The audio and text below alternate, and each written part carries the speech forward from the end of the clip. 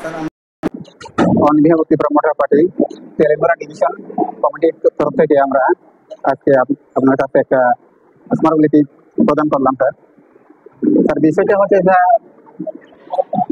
গত মাসের 19 তারিখে কেন্দ্র সরকারের দ্বারা স্বরাষ্ট্রমন্ত্রীর দপ্তর থেকে একটা নির্দেশিকা জারি হয় ভারতবর্ষের বিভিন্ন রাজ্যে।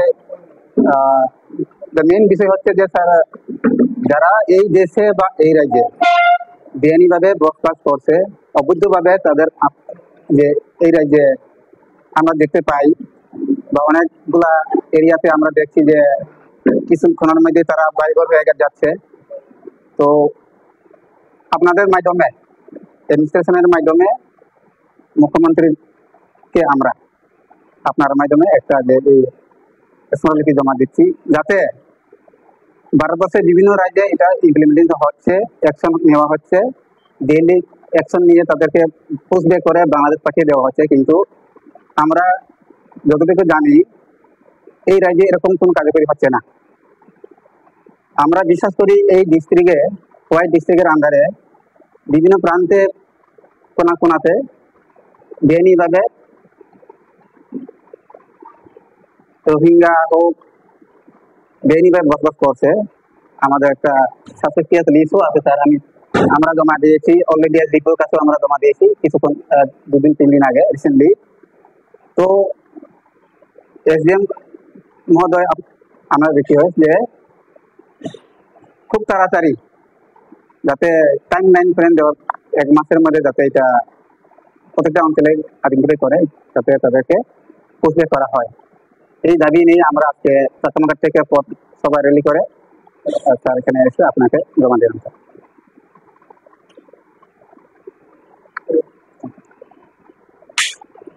আপনার কাছে হ্যাঁ, অলরেডি আমরা এটা আমরা যা আছে তাই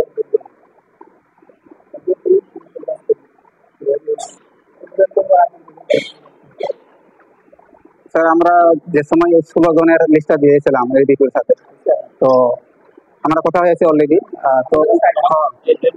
তো তারা অলরেডি বলেছেন যে তাদেরকে যে ডকুমেন্টগুলো আছে, যেমন আধার কার্ড, আই কার্ড, যতগুলা রেশন কার্ড আছে, এটা ভেরিফাই করা হচ্ছে।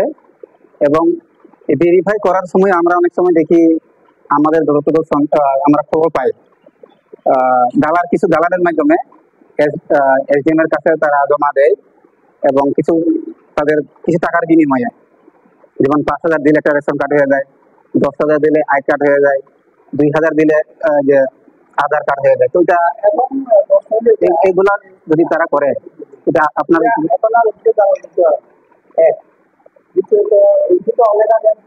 Ration card, voter I card কিংবা আধার কার্ড যদি ভেরিফাই করতে হয়, আধার কার্ড আমরা করতে পারি না, আধার কার্ড ভেরিফাই করতে বোর্ডে আধার দেন, রেশন কার্ড আমাদের কাছে আছে, ভোটার আই কার্ড আছে, আমাদের কাছে পিআরটিসি আছে। আপনি একটা পাইছি তখন পিআরটিসি আছে, ঠিক আছে? তো তখন সাবজেক্ট আমরা পাঠাবো পিআরটিসি, কিনা কবে পিআরটিসির একটা গাইডলাইন আছে, সেই গাইডলাইন অনুযায়ী পিআরটিসি ইস্যু করা হয়। যদি আগে 10 পিআরটি থাকে